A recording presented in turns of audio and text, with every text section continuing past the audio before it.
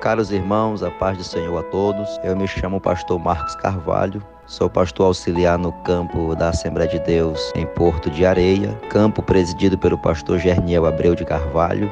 E na ocasião estamos diante da oportunidade de estarmos fazendo a reflexão diária do nosso assunto de escola bíblica dominical. Queremos aproveitar o momento para louvar a Deus pela vida do nosso pastor presidente da SEADEMA, o ilustríssimo senhor pastor Francisco Soares Raposo Filho, na pessoa de quem nós estendemos os nossos cumprimentos a todos os pastores da nossa SEADEMA. Queremos louvar a Deus pela oportunidade, diante do tema que estaremos ministrando, estaremos refletindo, na verdade, o tema da segunda lição deste primeiro trimestre de 2024, a lição número 2, que tem como tema Imagens Bíblicas da Igreja. Esse tema tem como objetivo elencar as imagens que descrevem o relacionamento de Cristo ou com Cristo. Também pontuar as imagens que descrevem a função da igreja e ainda explicar as imagens da igreja como a habitação de Deus. O nosso texto áureo para a reflexão da lição está em 1 de Pedro, capítulo 2, versículo 9, que diz: Mas vós sois a geração eleita, o sacerdócio real, a nação santa, o povo adquirido, para que anuncieis as virtudes daquele que vos chamou das trevas para a sua maravilhosa luz. A nossa verdade prática diz que por meio de cada imagem que retrata a igreja, o Espírito Santo revela-nos o quão gloriosa ela é. Para a nossa reflexão de hoje, reflexão diária, nós estamos diante da epígrafe que diz: a igreja como o rebanho de Deus, baseado na primeira carta de Pedro, capítulo 5, versículo 2, onde diz assim: Pastoreai o rebanho de Deus que há entre vós, não por constrangimento, mas por espontaneidade, como Deus quer. Também não seja por sorte da ganância, mas de boa vontade. Caros irmãos, amantes da palavra do Senhor, nesta carta, Pedro não se apresenta como um grande apóstolo ou líder espiritual, mas ele se apresenta simplesmente como mais um presbítero. No entanto, Pedro menciona que testemunhou pessoalmente os sofrimentos de Cristo. O termo grego traduzido por testemunha dá origem à palavra mártir. E é importante observarmos que sempre pensamos em um mártir apenas como alguém que deu a vida por Cristo. E de fato foi exatamente isso que o apóstolo Pedro fez. Mas, em sua essência, um mártir, ele é uma testemunha que diz o que ouviu e o que viu. E é interessante ler 1 Pedro, capítulo 5, levando em consideração as experiências pessoais de Pedro com Cristo.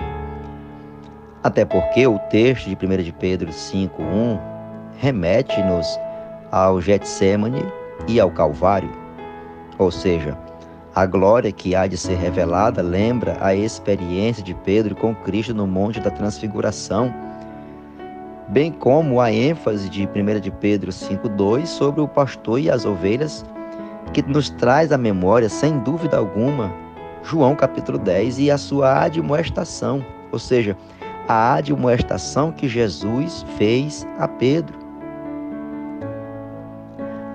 É importante olharmos e observarmos que a imagem do rebanho, ela é usada com frequência na Bíblia. e é bastante instrutiva. Éramos como ovelhas desgarradas, caminhando para a destruição, mas o bom pastor nos encontrou e nos recolheu no aprisco. Ao contrário dos cães e porcos, as ovelhas são animais puros. As ovelhas costumam se arrebanhar e o povo de Deus deve permanecer unido. São conhecidas por sua ignorância e por sua tendência de se perder se não seguirem o pastor. Assim são as ovelhas conhecidas. Normalmente, as ovelhas são indefesas e precisam do pastor para protegê-las. As ovelhas são animais extremamente úteis. Os pastores em Israel não criavam ovelhas para o abate, mas para que elas produzissem lã, leite e cordeiros para aumentar o rebanho.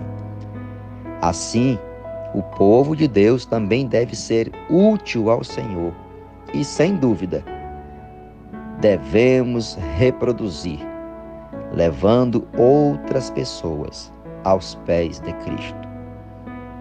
As ovelhas eram usadas para os sacrifícios.